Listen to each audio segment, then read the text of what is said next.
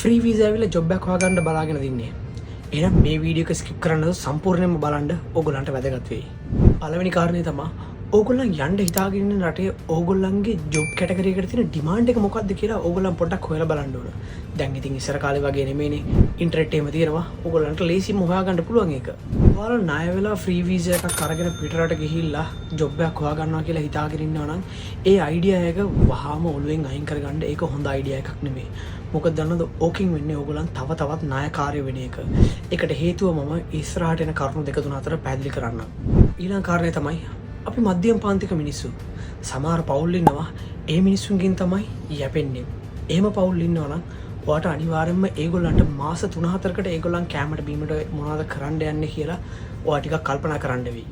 අනිත් එක ඕගොල්ලන් වීසා එක ගන්න යන මිනිස්සයා විශ්වාසවන්තෙක් කෙනෙක්ද කියලා බලන්න. මොකද ඒ වීසා එකෙන් ආවට පස්සේ NOC එක දෙන්න වෙනම ගාණක් ඉල්ලන මිනිස්සු ඉන්නවා.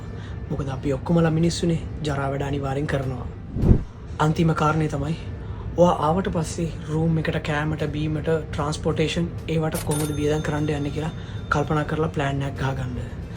ඔන්න ඕක හින්දා තමයි මං කිව්වේ ඔයගොල්ලන්ට ණය අරන් ඉන්න එපා කියලා. ආවොත් තවත් ඕගොල්ලන් ලොකු ණයකාරයෙක් විතරයි වෙන්නේ. මේ විස්තර ටික ඕගොල්ලන්ට වැදගත් වුණා කියලා හිතනවා නම් ලයික් එකක් දාලා තව කෙනෙක්ට බලන්න ෂෙයා කරලා ෆලෝ එකක් දාලා ගිහින් එන්න. See you.